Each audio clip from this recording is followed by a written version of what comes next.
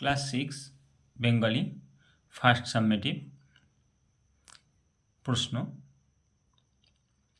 সম্পূর্ণ উত্তর দেখে নাও। পথিকজনের ছাতা বলা হয়েছে অশ্বত্থ গাছকে।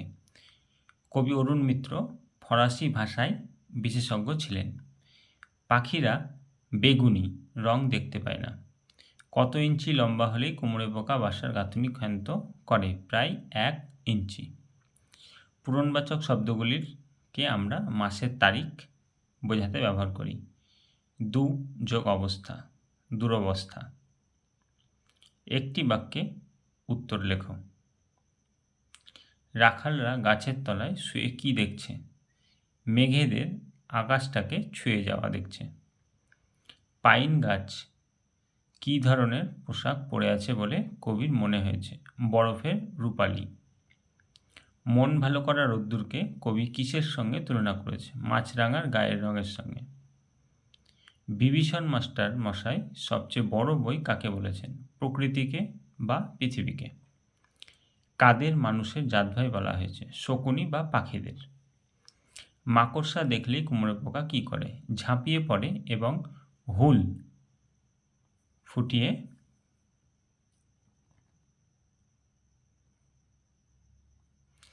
ফুটিয়ে অসার করে। সন্ধিতে কত রকম নিয়মে দুটি ধ্বনি যুক্ত হয়? 4 রকমের। গঠন অনুযায়ী শব্দকে কয় ভাগে ভাগ করা যায় ও কী কী? 2 ভাগে, মৌলিক ও সাধিত। সন্ধি বিচ্ছেদ। সরস্বতী যুক্ত বতী। মনোরম মন যোগ রম। চশমা শব্দটি বিড়ালের মতে কিভাবে গঠিত হয়েছে? উত্তর চন্দ্রবিন্দুর চ বিড়ালের তালব্য স রুমালের মা থেকে গঠিত হয়েছে। নেক্সট,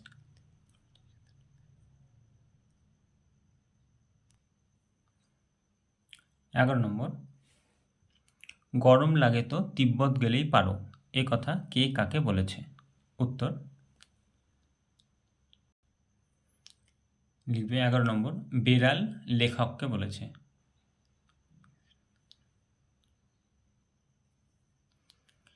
সাত গুণে কত হয়? কে কাকে একথা জিজ্ঞাসা করেছিল? এটা হবে কাক লেখককে।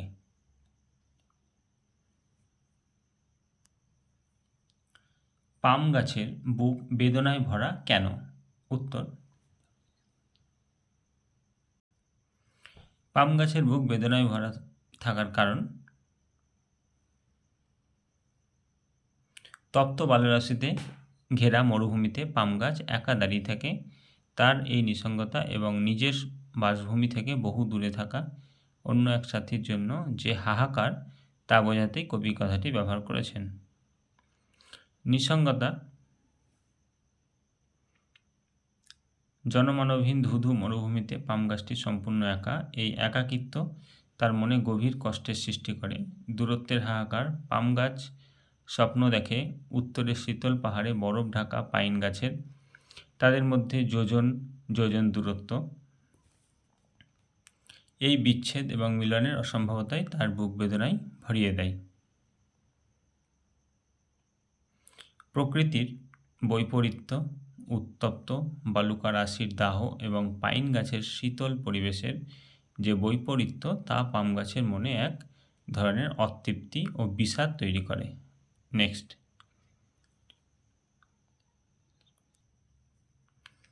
কবির সঙ্গে ঘাসফড়িংয়ের নতুন আত্মীয়তা কিভাবে গড়ে উঠল? উত্তর ঘাসফড়িংয়ের সঙ্গে আত্মীয়তা গড়ে ওঠার কারণ, কবি যখন একটি সবুজ ঘাসের জমিতে পা রেখেছিলেন, তখন হঠাৎই একটি ঘাসফড়িংয়ের সঙ্গে তার দেখা হয়। কবির ভাষায় এই সম্পর্কে শুরু হয়েছিল নিচের পর্যায়গুলোর মাধ্যমে। প্রথম সাক্ষাৎ, কবির সবুজ ঘাসে পা রাখা মাত্রই একটি ঘাসফড়িং লাফিয়ে তার সামনে আসে। তার সেই চপলতা ও প্রাণশক্তি কবিকে মুগ্ধ করে। একাত্মতা। ঘাসফড়িংটির সাথে খেলা করতে করতে কবি প্রকৃতির এক গভীর ও নিবিড় ছোঁয়া অনুভব করেন। কবির মনে হয় তিনি যেন প্রকৃতিরই এক অবিচ্ছেদ্য অংশ হয়ে উঠেছেন। আবেগীয় বন্ধন। ঘাসফড়িংটিকে ছেড়ে যখন কবি ঘরে ফেরেন, তখন তার মন বিষণ্ণ হয়ে পড়ে। আবার ঘাসফড়িংয়ের কাছে ফিরে যাওয়ার যে প্রবল ব্যাকুলতা কবির মনে তৈরি হয়, তার মাধ্যমেই তাদের মধ্যে এক চিরস্থায়ী ও নিবিড় আত্মীয়তা গড়ে ওঠে। নেক্সট, স্কুলের জানালা থেকে কি কি দেখা যায়? জানালা দিয়ে শঙ্করের দেখা দৃশ্য। স্কুলের জানালা দিয়ে বাইরের প্রকৃতির দিকে তাকিয়ে শঙ্কর তন্ময় হয়ে যেত। তার চোখে ধরা পড়ত প্রকৃতির রূপ। জানালা দিয়ে দূরে দেখা যেত নারকেল গাছের সারি, ঘন সবুজ বন জঙ্গল, পাখির উড়ান। শঙ্কর দেখত শঙ্খচিলেরা আকাশে ডানা মেলে ভাসছে,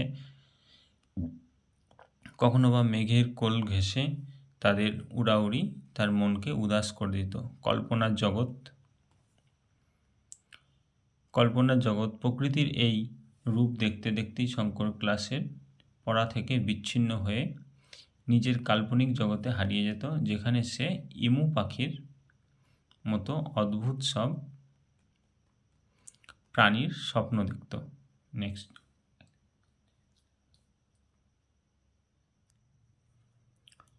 3-4 তাই তারা স্বভাবতই নীরব। কাদের কথা বলা হয়েছে? তাদের এই স্বভাবগত নীরবতার কারণ কি? উত্তর, সুনীত কুমার চট্টোপাধ্যায়ের পশু পাখির ভাষা প্রবন্ধ থেকে নেওয়া উদ্ধৃতিটিতে বন্য পশুদের কথা বলা হয়েছে। তাদের স্বভাবত নীরবতার প্রধান কারণগুলি নিচে আলোচনা করা হলো।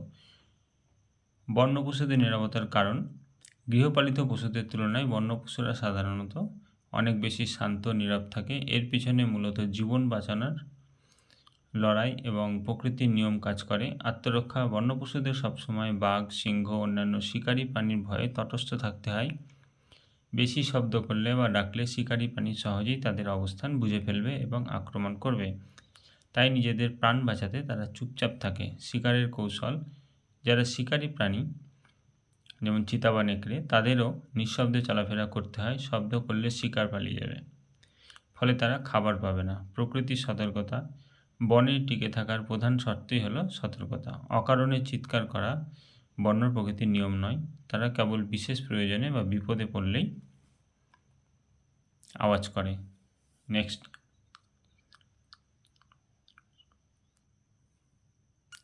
নিজের ভাষায় উত্তর লেখো যে কোনো একটি। 3 মার্কের। কখন, কোথায় রুমালটা বিড়াল হয়ে গিয়েছিল?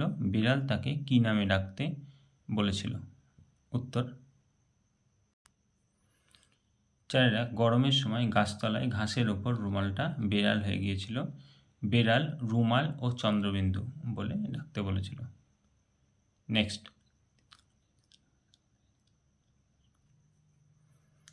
এমন সময় গাছের ফোকর থেকে কি যেন সুরুৎ করে একটি পিছলিয়ে মাটিতে নামলো। কে গাছের ফোকর থেকে মাটিতে নামলো, তার চেহারার বর্ণনা দাও। উত্তর, 4-2 1.5 হাত লম্বা এক বুড়ো। বুড়োটি 1.5 হাত লম্বা, সবুজ রঙের দাড়ি, হাতে একটা হুঁকো, তাতে কলকে টলকে কিছু নেই, আর মাথা ভরা টাক। নেক্সট,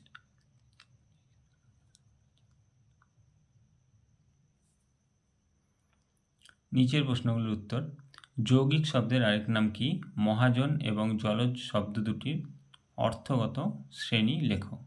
উত্তর, যৌগিক শব্দের অপর নাম। যৌগিক শব্দের আরেক নাম হলো অনর্থক শব্দ। যেসব ব্যুৎপত্তিগত অর্থ এবং প্রচলিত ব্যবহারিক অর্থ একই হয় তাদের যৌগিক বা অনর্থক শব্দ বলে। মহাজন ও জলজ শব্দের অর্থগত শ্রেণীবিভাগ: বাংলা ভাষায় অর্থ অনুযায়ী শব্দকে 3 ভাগে ভাগ করা হয়: যৌগিক, রূঢ় বা রূঢ়ি এবং যগ্রুর শব্দ। সেই অনুযায়ী শব্দ দুটি পরিচয় হলো। মহাজন, এটি একটি যগ্রুর শব্দ। ব্যুৎপত্তিগত অর্থ মহান যে জন বা যে কোনো মহান ব্যক্তি। প্রচলিত অর্থ কিন্তু শব্দটির দ্বারা যে কোনো মহান ব্যক্তিকে না বুঝিয়ে কেবল ব্যবসায়ী বা যিনি সুদে টাকা ধার দেন এমন বিশেষ ব্যক্তিকে বোঝায়। ব্যুৎপত্তিগত অর্থ ছেড়ে বিশেষ অর্থ প্রকাশ করায় এটি যগ্রুর শব্দ। জলজ, এটি একটি যৌগিক শব্দ। ব্যুৎপত্তিগত অর্থ জলে জন্মে যা, জলে জন্মায় এমন যে কোনো কিছু।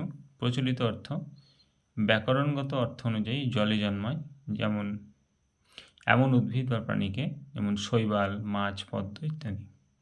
বোঝাতে এই শব্দটি ব্যবহৃত হয়। যেহেতু এর আদি অর্থ ও ব্যবহারিক অর্থ একই, তাই এটি যৌগিক শব্দ। নেক্সট,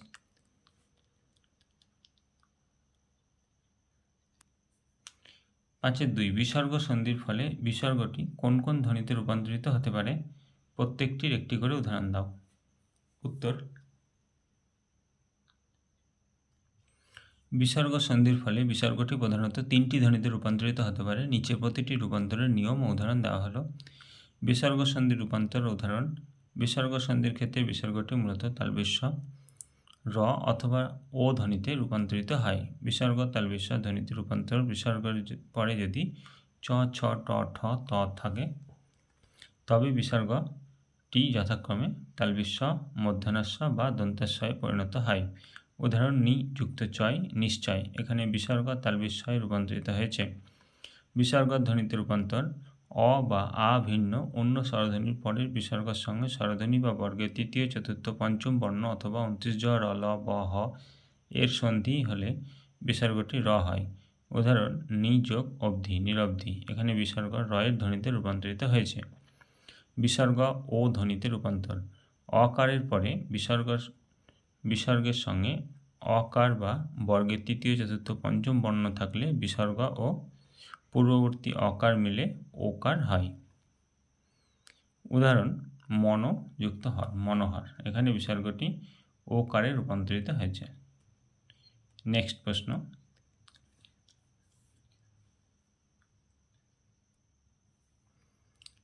সংখ্যাবাচক শব্দ কাকে বলে? সংখ্যাবাচক শব্দকে কয়টি ভাগে ভাগ করা যায় ও কি কি? দেখে নাও উত্তর। সংখ্যাবাচক শব্দ যেসব বিশেষ্য বা বিশেষণ পদের দ্বারা যে কোনো বস্তু বা ব্যক্তির সংখ্যা, ক্রম বা পরিমাণ বোঝানো হয় তাদের সংখ্যাবাচক শব্দ বলে। যেমন 1, 2, 10, 100 ইত্যাদি। সংখ্যাবাচক শব্দের শ্রেণীবিভাগ: বাংলা ভাষায় সংখ্যাবাচক শব্দকে প্রধানত 4টি ভাগে ভাগ করা যায়। সেগুলি হলো: অঙ্কবাচক সংখ্যা: গণনার সুবিধার্থে যখন সংখ্যাগুলির চিহ্নের 1, 2, 3, 4 মাধ্যমে প্রকাশ করা হয় তখন তাকে অঙ্কবাচক সংখ্যা বলে। উদাহরণ: 5, 10। কথাবাচক বা গণনাবাচক সংখ্যা: সংখ্যাকে যখন অঙ্কে না লিখে কথায় বা পূর্ণ বানানে লেখা হয় তখন তাকে কথাবাচক বা গণনাবাচক সংখ্যা বলে। উদাহরণ: 1, 2, 3, 4। পূরণবাচক বা ক্রমবাচক সংখ্যা: যে শব্দ দিয়ে গণনার ক্রম বা পর্যায় বোঝানো হয়, অর্থাৎ কোনো সারিতে কোনো ব্যক্তি বা বস্তুর অবস্থান বোঝায়, তাকে পূরণবাচক সংখ্যা বলে।